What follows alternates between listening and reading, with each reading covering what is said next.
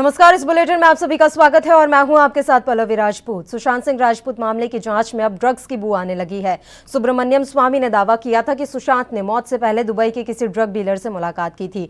वहीं अब बड़ा खुलासा ईडी की तरफ से हुआ है। ईडी ने रिया चक्रवर्ती के कुछ व्हाट्सएप चैट सीबीआई और नार्कोटिक्स को सौंपे हैं। सुशांत केस में अब ड्रग्स का यह नया एंगल सामने आया है। इसके साथ ही अब संभव है कि नार्कोटिक्स विभाग भी सुशांत मामले की जांच में ईडी और सीबीआई के साथ आगे बढ़े। इस मसले पर चर्चा करेंगे, पहले एक रिपोर्ट देखिए।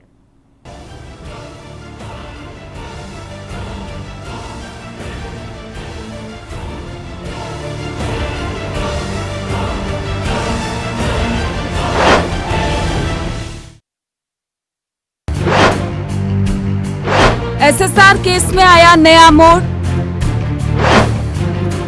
केस में ड्रग्स की भी आ रही है बू। सुशांत ने मौत से पहले किसी ड्रग डीलर से की थी मुलाकात। मुलाकात को लेकर उठ रहे सवाल।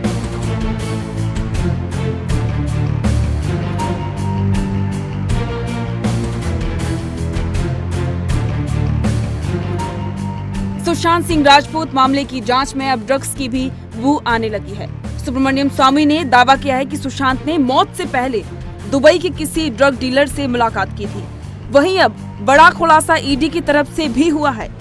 ईडी ने रिया चक्रवर्ती के कुछ व्हाट्सएप चैट सीबीआई और नार्कोटिक्स को सौंपे हैं। सुशांत केस में अब ड्रग्स का ये नया एंगल आया है।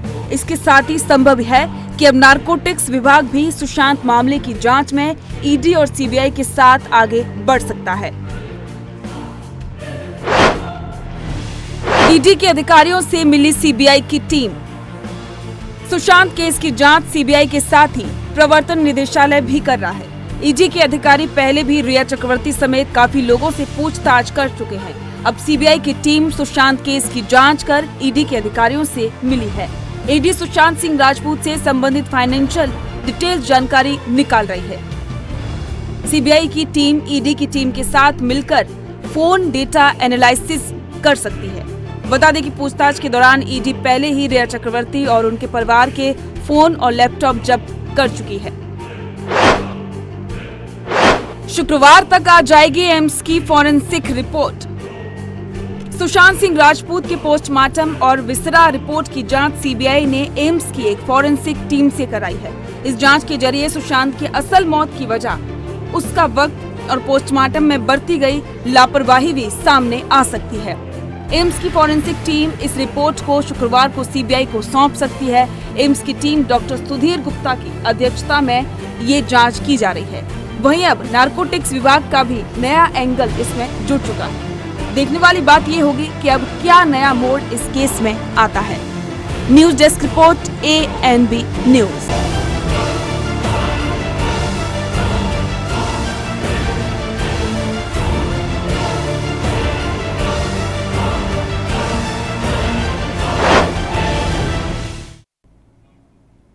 तो सुशांत सिंह राजपूत मामले की जांच में अब ड्रग्स की बू आने लगी है। आपको बता दें कि सुब्रमण्यम स्वामी ने दावा किया था कि सुशांत ने मौत से पहले दुबई के किसी ड्रग डीलर से मुलाकात की थी। वहीं अब बड़ा खुलासा ईडी की तरफ से हुआ है। ईडी ने रिया चक्रवर्ती के कुछ व्हाट्सएप चैट सीबीआई और नार्कोटिक्स को सौंपे हैं। सुशांत केस में अब यह ड्रग्स का नया एंगल सामने आया है। इसके साथ ही संभव है कि अब नार्कोटिक्स विभाग भी सुशांत मामले की जांच में ईडी और सीबीआई के साथ आगे बढ़े। वहीं इस तरह की खबरें भी मिल रही हैं कि नार्कोटिक्स विभाग जल्द ही दिल्ली से रवाना होगा और इस पूरे मामले की जांच में अब नया मोड़ यहां आता हुआ नजर आ रहा है। और इस मसले पर चर्चा के लिए रत्नाकर सिंह जी, कांग्रेस नेता, इस समय फोन लाइन पर हमारे साथ जुड़े हुए हैं। रत्नाकर जी, लगातार सुशांत केस में जैसे जैसे जांच आगे बढ़ रही है, नए नए तथ्य सामने आ रहे हैं।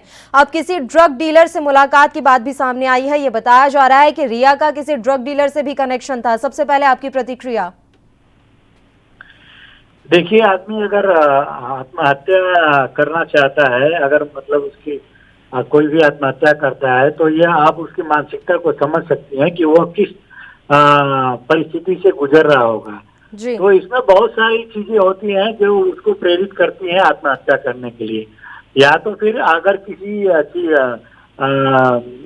किसी भी नशा का आदी होगा तो भी वो चीजें उसको आत्महत्या के लिए प्रेरित करती हैं। या कहीं वो आदमी डिप्रेशन में रहता है तो भी चीजें उसको प्रेरित करती हैं आत्महत्या करने के लिए। तो ये आखिर में सुशांत सिंह राजपूत ने आत्महत्या क्यों की, इसके पीछे अगर ये सब चीजें अगर कारण होती हैं तो निश्चित तौर पे सब लोगों को पता चल जाएगा कि आत्महत्या का मुख्य कारण क्या था। उसमें रिया चक्रवर्ती का कितना हाथ था, उसने कहाँ तक उसके माइंड को जो है कंट्रोल करके रखा था, वो सारी चीजों का खुलासा सीबीआई जांच से पता चल जाएगा। बिल्कुल, लेकिन सर जिस तरह से रिया चक्रवर्ती इस मामले में फंसती ही जा रही हैं, क्योंकि ये जानकारी जो अभी निकलकर सामने आई है कि ड्रग डीलर को रिया चक्रवर्ती ही जानती थी, उन्होंने ही मुलाकात करवाई थी, उसके बाद भी अभी तक सीबीआई ने किसी तरह की कोई पूछताछ रिया चक्रवर्ती से नहीं की, अभी कोई समन नहीं भेजा गया है। तो इसे आप किस तरह से देख रहे हैं? क्या सीबीआई चाहती है कि पहले सारे सबूत इकट्ठे कर लिए जाएं और उसके बाद आखिरी में रिया चक्रवर्ती से पूछताछ की जाए? देखिए, सीबीआई अपना काम अपने तरीके से करेगी। जब तक कि उसको पुख्ता सबूत, हर चीजों को की जानकारी, पुख्ता जानकारी नहीं मिलेगी, तब तक वो किसी भी चीज को हाथ लगाना उचित नहीं समझेगी। अगर रिया चतुर्वेदी का ड्रग डीलर से कोई संबंध रहा है तो यह निश्चित तौर पे यह एक मतलब एक निगेटिव चीज है, जो अगर ड्रग डीलर जैसे लोगों से संबंध रखती है रिया चतुर्वेदी, तो ये ठीक नहीं है। और सुशांत सिंह राजपूत जो एक उभरते हुए कलाकार थे, उनका संबंध ऐसे लोगों से रहना ये भी एक सही बात नहीं है। तो सीबीआई जो है इसको जांच करके और पता करेगी कि इसमें क्या क्या चीजें हैं, कौन कौन लोग इन्वॉल्व हैं। ड्रग डीलर इन्वॉल्व है, रिया चतुर्वेदी का संबंध जो है गलत लोगों से है, और सुशांत सिंह राजपूत का संबंध ऐसे लोगों से हो गया, तो ये सब कारण हो सकता है खुदकुशी का। तो बिल्कुल सर, मैं आपसे इस पर भी प्रतिक्रिया चाहूंगी कि सीबीआई ने मुंबई पुलिस के 2 अधिकारियों को भी पूछताछ के लिए बुलाया है, इस पर आप क्या कहना चाहेंगे? देखिए, मुंबई पुलिस के अधिकारियों को बुलाया है, आपको मालूम है पहले कि ये तकरीबन 2 महीने के करीब मुंबई पुलिस ने काफी छानबीन किया था इस केस के ऊपर, और काफी गहराई से तथ्यों को निकाला था। तो तथ्य उनके पास है, जानकारियां उनके पास है, और मुंबई पुलिस जो है पूरी तरह से सीबीआई का सहयोग करेगी, ऐसा हम मानते हैं। और जो भी सीबीआई को जरूरी चीजें होंगी वो सहयोग करके वो बताएगी और उनका साथ देगी। बिल्कुल, और जिस तरह से लगातार इस मामले की जांच हो रही है, अगर मैं बात करूं महाराष्ट्र की सरकार की, तो क्या अब वो संतुष्ट है? क्योंकि पहले सीबीआई जांच की मांग से वो इनकार कर रहे थे, वो कह रहे थे कि सीबीआई की जांच नहीं होनी चाहिए, लेकिन अभी मैं प्रतिक्रिया चाहूंगी महाराष्ट्र सरकार के बिहाफ पर कि अभी सरकार संतुष्ट है कि ठीक है सीबीआई जांच कर रही है और जो भी निकलेगा वो सही ही होगा। देखिए, महाविकास आघाड़ी सरकार जो है वो मुंबई पुलिस पे उसको पूरा विश्वास है, क्योंकि पहले भी बहुत सारी केसेस, बड़े बड़े केसेस जो है इंटरनेशनल लेवल के केसेस को मुंबई पुलिस ने हल किया है। और मुंबई पुलिस को विदेशी पुलिसों से उसकी तुलना की जाती है, स्कॉटलैंड की पुलिस से उसकी तुलना की जाती है। तो मुंबई पुलिस अपने आप में एक सक्षम पुलिस है, जो इस तरह के केस को केस के बारे में कौन कौन लोग इन्वॉल्व है वो सारी जानकारी निकाल सकती है। लेकिन बाद में चूंकि इस पर राजनीति किया गया, बिहार सरकार द्वारा सीबीआई जांच की सिफारिश की गई, और केंद्र सरकार जो उनकी सहयोगी है भारतीय जनता पार्टी, उसने सीबीआई जांच का आदेश दिया। तो हम इसमें कोई टीका टिप्पणी नहीं करते हैं। अगर सीबीआई जांच हो रही है तो मुंबई पुलिस उनका सहयोग करेगी, और महाविकास आघाड़ी सरकार भी उसका विरोध नहीं करती है। सीबीआई जांच हो जाएगा तो हमको मेन हमारा मकसद यही है कि जो सुशांत सिंह राजपूत के पीछे जो भी लोग इन्वॉल्व हैं उसकी आत्महत्या या हत्या में, वो सारे लोग पकड़े जाएं और समाज को एक अच्छा संदेश जाए। बिल्कुल रत्नाकर जी, आप लगातार जुड़े रहिए हमारे साथ। बीजेपी से पक्ष रखने के लिए विनोद मिश्रा जी इस समय फोन लाइन पर हमारे साथ मौजूद हैं। विनोद जी, सबसे पहले मैं आपका रिएक्शन चाहूंगी, जिस तरह से सीबीआई की जांच आगे बढ़ रही है एसएसआर केस में, अब ड्रग एंगल, एक नया एंगल सामने निकल कर आ रहा है, इस पर आप क्या कहना चाहेंगे? अब मीडिया से जो खबरें निकल के आई है, जो रिया चक्रवर्ती का चैट सामने आया है, उससे तो लगता है कहीं न कहीं ड्रग का एंगल है, और उसकी डिटेल्स में इंक्वायरी होनी चाहिए। और इसमें नारकोटिक्स डिपार्टमेंट को ईडी ने लिख दिया है इंक्वायरी करने के लिए। मुझे लगता है कि रिया का जो भूमिका है इस केस में बहुत ही संदिग्ध है, तो उसमें जांच में बाहर आएगा। को किसी तरह का समन नहीं भेजा गया है, उनसे अभी पूछताछ नहीं हो रही है, तो ऐसा माना जाए कि पहले सीबीआई तमाम सबूत जुटाना चाहती है और अंत में जाकर रिया चक्रवर्ती से पूछताछ की जाएगी। जी ऐसा ही है, आप एकदम परफेक्ट बोल रहे हैं कि पहले सीबीआई सब जितने सस्पेक्टेड हैं उनको पूरा ग्रिल कर रही है, उसमें से जो डिटेल्स आएगा निकलने के बाद फिर रिया चक्रवर्ती से एकदम पूछताछ होगी। और ये पूछताछ मुझे नहीं लगता सिर्फ रिया चक्रवर्ती तक रहेगा, इसमें बहुत बड़ा हाथ कहीं न कहीं अभी भी माननीय सर्वोच्च न्यायालय के आदेश के बाद भी जिस तरह से कूपर हॉस्पिटल को कोऑपरेट करना चाहिए नहीं कर रहा है, डॉक्टर छुट्टी पे गए हुए हैं, उनको भेज दिया गया है, और कहीं न कहीं मुंबई पुलिस असहयोग कर रही है। मुंबई पुलिस के असहयोग के पीछे महाराष्ट्र सरकार में बैठे हुए सत्ताधारी लोग हैं, उनको कहीं न कहीं डर है कि वो फंसेंगे, जांच की आंच उनके तक आएगी। तो इस तरह का एक असफल प्रयास कर रहे हैं, लेकिन सीबीआई ने बड़े बड़े मामलों को सॉल्व किया है। और मैं अभी सुन रहा था कि रिएक्शन बिहार की गवर्नमेंट और केंद्र की सरकार ने इसमें दिया रिकमेंड किया है, दोनों एक ही हैं, मिले हुए हैं साथ में सरकार में। तो ये कोई औचित्य नहीं रहता है, क्योंकि माननीय सर्वोच्च न्यायालय ने उस पर मोहर लगा दिया है कि सीबीआई की जांच होनी चाहिए, तो इस पे और बात करके मतलब नहीं। कुलरत्नाकर जी, विनोद मिश्रा जी का ये कहना है कि जांच जैसे जैसे आगे बढ़ेगी इसमें ना सिर्फ रिया चक्रवर्ती और भी कई बड़े नाम सामने आ सकते हैं, और महाराष्ट्र सरकार का भी कोई ना कोई नुमाइंदा इसमें मिला हुआ हो सकता है। ये बड़ा बयान दिया गया है विनोद मिश्रा जी की तरफ से।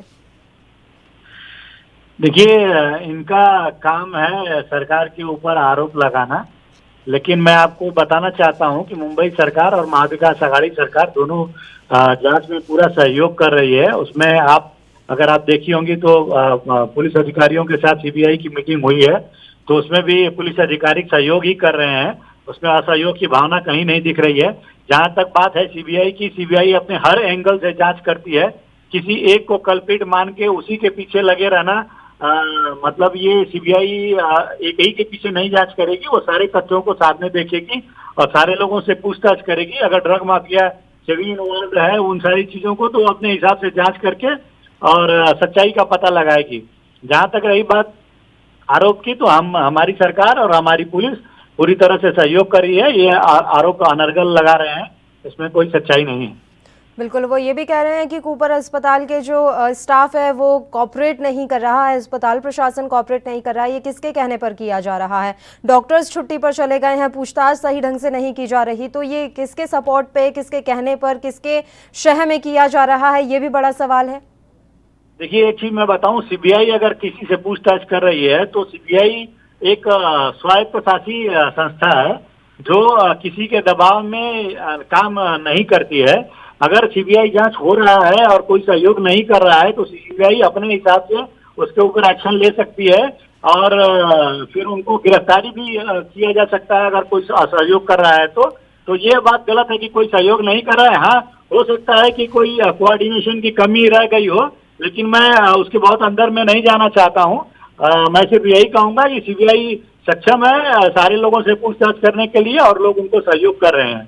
कहीं पे कोऑर्डिनेशन की थोड़ी बहुत कमी रह गई हो तो उस पर मैं बयान नहीं देना चाहता। ठीक है विनोद जी, कोऑर्डिनेशन की कमी को आप ये नहीं कह सकते कि सहयोग नहीं किया जा रहा। महाराष्ट्र सरकार और मुंबई पुलिस लगातार सहयोग कर रही है सीबीआई का। नहीं, इसमें ऐसा नहीं है, क्योंकि आप अगर डे 1 से देखेंगे तो जिस तरह से सुशांत मामले की अगर जांच मुंबई पुलिस ठीक से करती तो सीबीआई का इस प्रकरण में आने का औचित्य नहीं उठता है। और मैं स्वागत करता हूं जो सरकार का पक्ष रखने के लिए प्रवक्ता यहाँ पर बैठे हुए हैं कि उन्होंने बोला कि सीबीआई की भूमिका ठीक है हम और सक्षम है और निष्पक्ष जांच करेगी, तो मैं उसका स्वागत करता हूं। क्योंकि अगर कल कोई महाविकास आघाड़ी का मंत्री अगर इसमें फंसता है तो कल यही सरकार के प्रवक्ता आकर के नहीं चिल्लाना चाहिए कि ये भारतीय जनता पार्टी की सरकार के दबाव में सरकार को बदनाम कर रहे हैं और सरकार के मंत्री को इसमें घेरने का प्रयास कर रहे हैं।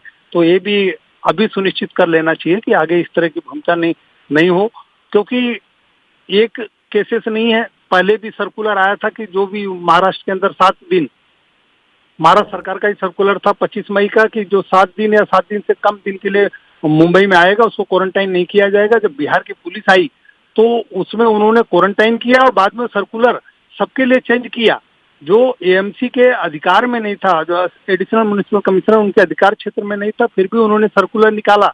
फिर सीबीआई आई तो उनको कहीं न कहीं अपनी गलती को छिपाने के लिए फिर उन्होंने वापस 2020 वाला जो 25 मई का सर्कुलर था वापस निकाला कि 7 दिन के लिए अगर कोई आता है तो उसको क्वारंटाइन नहीं किया जाएगा। कि मुझे लगता है महाविकास आघाड़ी सरकार जो है मोहम्मद तुगलक को भी फेल कर दी है, क्योंकि इनका कोई डिसीजन नहीं है, कोई फर्म ओपिनियन नहीं है, टोटली कंफ्यूज है और डरे हुए हैं।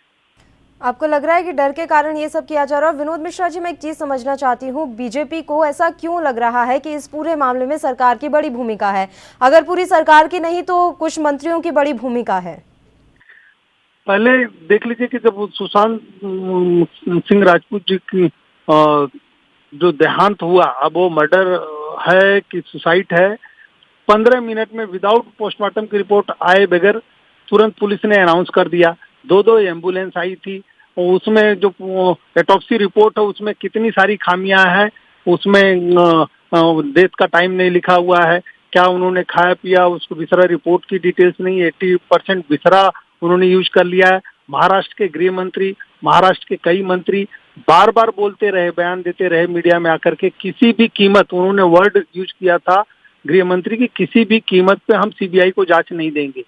और पुलिस 2 महीने तक इधर उधर भागते रही, अलग अलग थ्योरी बनाते रही, अलग अलग लोगों से, डायरेक्टर्स और फिल्म इंडस्ट्री जुड़े हुए लोगों के बयान लेते रही, लेकिन कहीं न कहीं भटकाने का काम कर रही थी। सुशांत सिंह के मर्डर के केस में मतलब कहीं पे भी जांच आगे नहीं बढ़ रही थी। साथ ही साथ शिवसेना के प्रवक्ता और राज्यसभा के सांसद संजय राउत जी बार बार परिवार के चरित्र के ऊपर, और जो कि पूरे देश का कल्चर है कि कोई अगर दिवंगत आत्मा है तो उसके ऊपर कोई आरोप नहीं लगाता है और उसके बारे में कोई बुरा नहीं बोलता है, तो सुशांत सिंह राजपूत और उनके परिवार, उनके पिताजी के ऊपर, उनकी बहनों के ऊपर अलग अलग आरोप लगाते रहे।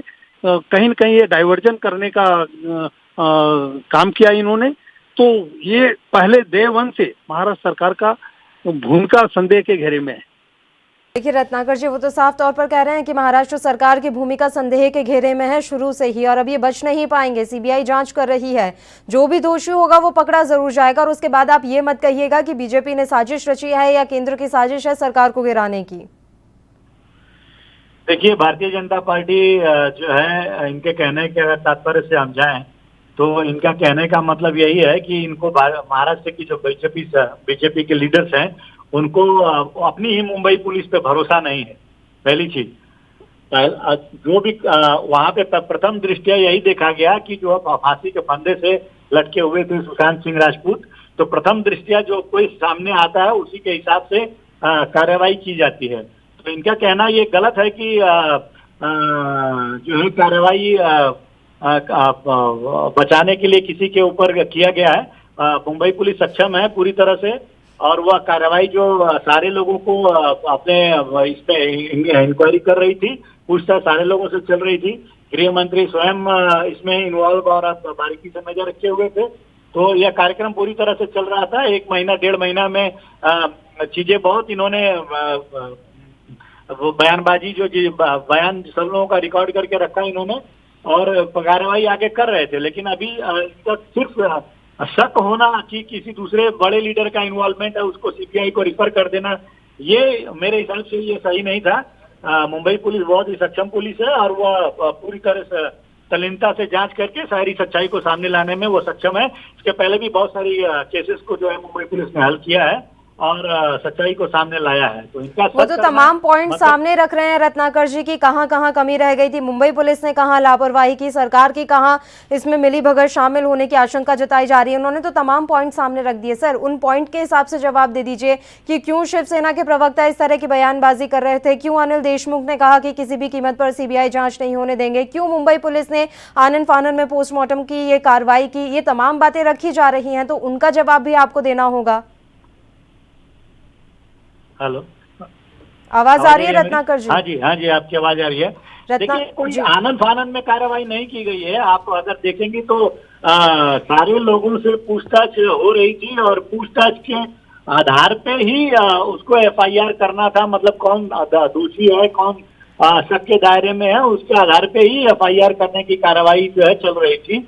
लेकिन बिहार राजनीति को देखते हुए भारतीय जनता पार्टी जो है इसको हाईलाइट करना चाहती है, राजनीतिकरण किया इसमें उसने बिहार की सरकार ने। अभी पुलिस को यहाँ पे भेजकर उससे जांच कराने का कोई औचित्य नहीं है। अगर पर वो तो सुप्रीम कोर्ट ने भी कहा ना रत्नाकर जी कि जो भी किया गया है बिहार सरकार की तरफ से वो तो बिल्कुल सही है। सुप्रीम कोर्ट के आदेश जो किया है उसका पालन कर रहे हैं और हम उसको सही ठहरा रहे हैं, उसको गलत नहीं ठहरा रहे हैं। लेकिन मेरा कहना यह है कि अगर मुंबई पुलिस इन सब चीजों में सक्षम थी, सारी चीजों तथ्यों को निकालने में सक्षम थी, जो भी इसके पीछे लोग थे इन्वॉल्व हैं उसको खोज निकालने में सक्षम थी, तो फिर ये बहुत जल्दीबाजी भारतीय जनता पार्टी ने किया कि उसको सीबीआई को रिफर कर दिया। इनको जल्दीबाजी नहीं है। पुलवामा आतंकी हमला जो हुआ है, उस आतंकी हमले में जो हमारे जवान 40 से ज्यादा जवान जो शहीद हुए हैं, उन जवानों को शहादत जो है उनकी विधवाएं हैं, उनके बेटे हैं, आज न्याय के लिए गुहार कर रहे हैं। लेकिन सरकार को उन पुलवामा शहीद के परिवार को न्याय दिलाने की जल्दी नहीं है, लेकिन सुशांत सिंह राजपूत को न्याय दिलाने की बहुत जल्दी है। इनका उद्देश्य सिर्फ इसका राजनीतिकरण करना था और कुछ नहीं। चूंकि बिहार में चुनाव नजदीक है, इसलिए ये लोग इस पर राजनीतिकरण करना चाहते थे और सीबीआई जांच को रिफर किया। नहीं तो मुंबई पुलिस अपने आप में सक्षम पुलिस है और चीजों को, तथ्यों को सामने लाकर दूध का दूध पानी का पानी कर देती। विनोद मिश्रा जी, अब मैडम आपने सुना होगा, उसमें बहुत विरोधाभास है रत्नाकर जी के बयान में। एक तो पहले उन्होंने आरोप लगाया कि भारतीय जनता पार्टी को मुंबई पुलिस पे भरोसा नहीं है, तो भारतीय जनता पार्टी और मुझे मुंबई पुलिस पे भरोसा है, पूरी मुंबई पुलिस पे देश की जनता को भरोसा है। लेकिन महाराष्ट्र की जो महाविनाश अघाड़ी सरकार है उसके ऊपर भरोसा नहीं है, क्योंकि उस सरकार का पहले डे 1 से इस पे इंटरफेरेंस रहा है। इन्होंने बोला कि होम मिनिस्टर का इन्वॉल्वमेंट वर्ड यूज किया, तो एकदम मैं बोलता हूं कि इन्वॉल्वमेंट उनका वर्ड रहा है। 8 तारीख को दिशा सालियन के घर पे जो पार्टी हुई थी उसमें कौन कौन लोग थे, वो कौन उनकी दिशा सालियन के मरने के बाद भी 2 घंटे तक कौन लोग उनके सेल से बात कर रहे थे, एम्बुलेंस के ड्राइवर से। 14 तारीख को सुशांत सिंह राजपूत जी की डेथ हो गई, उसके बाद भी 16 जून तक बात होती रही, तो वो क्यों कर रहे थे। और 66 दिन होने के बाद भी मुंबई पुलिस ने एफआईआर दर्ज नहीं किया, भारतीय जनता पार्टी ने एफआईआर दर्ज नहीं करवाया। सुशांत सिंह राजपूत जी के परिवार ने बिहार में, जब मुंबई पुलिस ने कोई कार्रवाई नहीं किया, तब बिहार में उन्होंने केस रजिस्टर किया और फरवरी में 25 फरवरी और 19 फरवरी को मुंबई पुलिस को सुशांत सिंह राजपूत जी के परिवार ने कंप्लेंट दिया था कि उनकी जान को खतरा है। उसमें कुछ नहीं हुआ। कहीं न कहीं इसमें बड़ी मछली है महाराष्ट्र सरकार की, उसको बचाने के लिए महाराष्ट्र सरकार इस तरह के पैतरे चल रही थी। इसमें मुंबई पुलिस का कहीं सवाल ही नहीं उठता, क्योंकि मुंबई पुलिस सक्षम है, मुंबई पुलिस आज भी कर सकती है। लेकिन मुंबई पुलिस के पीछे इतना बड़ा हस्तक्षेप है कि मुंबई पुलिस इसमें न्याय की दिशा में कोई कदम नहीं उठा रही है, उल्टा बाधा डालने का काम। को पुलवामा अटैक से कंपेयर कर रहे हैं विनोद जी कि आपने उन शहीदों के लिए क्या किया। हम लोग घंटों डिबेट कर सकते हैं। पुलवामा अटैक के बाद पूरा देश देखा, पूरी दुनिया देखा कि किस तरह पाकिस्तान के अंदर घुस करके सर्जिकल स्ट्राइक हुआ। माननीय नरेंद्र मोदी जी की सरकार ने, जिन्होंने भी आतंकवादी हमला किया था, आतंकवादियों को घुस के उनके घर में मारने का काम किया है और अभी चार्जशीट भी हो गई है। जो भी उसमें दोषी हैं उनको सजा देने का काम होगा। और यहाँ तक आपको पता होगा कि जो दाऊद, पाकिस्तान इतने दिन तक दाऊद को छिपा रहा था, माननीय प्रधानमंत्री मोदी जी की सरकार की कूटनीति का ही परिणाम है कि उसको आतंकवादी घोषित करना पड़ा और उसका घर का पता बताना पड़ा है। वही तो वो सवाल कर रहे हैं कि एनआईए ने अब जाकर जो चार्जशीट दाखिल की है उसमें इतनी देरी कैसे हो गई। आपको बड़ी जल्दी है कि सुशांत सिंह राजपूत को न्याय मिल जाए और आपने मुंबई पुलिस को टाइम नहीं दिया, ये परेशानी है। रत्नाकर जी कह रहे हैं ये मुंबई पुलिस को टाइम नहीं दिया। पुलवामा का घटना में एफआईआर सेम डे दर्ज हो गई थी और उसमें इंटरनेशनल मामला था, उसमें चार्जशीट और साक्ष्य क्योंकि इंटरनेशनल अदालत में भी जाएगी, इंटरपोल का भी विषय था, तो इसमें समय लग सकता है। मैं रत्नाकर जी से, मैं क्योंकि इस मुद्दे को डाइवर्ट नहीं करना चाहता, पालघर में 2 संतों की और एक ड्राइवर की दिन दहाड़े मार मार के हत्या कर दी गई और पूरे देश ने देखा, पूरी देश की मीडिया ने उठाया, लेकिन वहां पर चार्जशीट नहीं दाखिल, 90 दिन हो जाने के बाद चार्जशीट नहीं दाखिल होने की वजह से उन लोगों को जमानत मिली। उस पर रत्नाकर जी नहीं बोलेंगे। रोज यहाँ पे दलितों की रोज मारे जा रहे, हत्या हो रही, उस पे नहीं बोलेंगे, क्योंकि पूरी तरह सरकार विफल हुई है। और यहाँ पे मैं मुद्दे को डाइवर्ट नहीं करना चाहता, क्योंकि यहाँ पे बात करेंगे तो बहुत भ्रष्टाचार से लेकर के, चाहे कोविड के नाम पे, अपना घर भरने के नाम पे, अपने लड़के, अपने परिवार, अपने रिश्तेदार को सेटल करने के नाम पे इतने भ्रष्टाचार हुए हैं, उसमें मैं घंटों बोल सकता हूँ। लेकिन ये मुद्दा सुशांत सिंह राजपूत जी का आपने जो मुद्दा लिया, वहां से मुद्दा डाइवर्ट हो जाएगा। जी बिल्कुल, बहुत बहुत शुक्रिया रत्नाकर जी, विनोद जी, आप दोनों का तमाम चर्चा के लिए आप हमारे साथ जुड़े। तो सुशांत सिंह राजपूत केस में सीबीआई लगातार अपनी जांच कर रही है। आज जांच का छठा दिन है और अब ड्रग एंगल के तौर पर भी जांच की जा रही है। और ये भी जानकारी मिली है कि नारकोटिक्स विभाग जल्द ही दिल्ली से मुंबई के लिए रवाना हो जाएगा और ये जांच करेगा कि आखिर ये ड्रग डीलर कौन था, कैसे रिया से इसकी पहचान हुई और सुशांत सिंह राजपूत तक किस तरह से ड्रग्स पहुंचाए गए। तमाम ऐसी चीजें हैं जिस पर अब जांच होनी है, लेकिन अभी फोकस ड्रग एंगल पर किया जा रहा है और इस एंगल की भी गहराई से जांच की जा रही है। इस बुलेटिन में फिलहाल के लिए इतना ही। मुझे दीजिए इजाजत। देश प्रदेश की तमाम ताजा खबरों के लिए आप बने रहिए हमारे साथ। नमस्कार।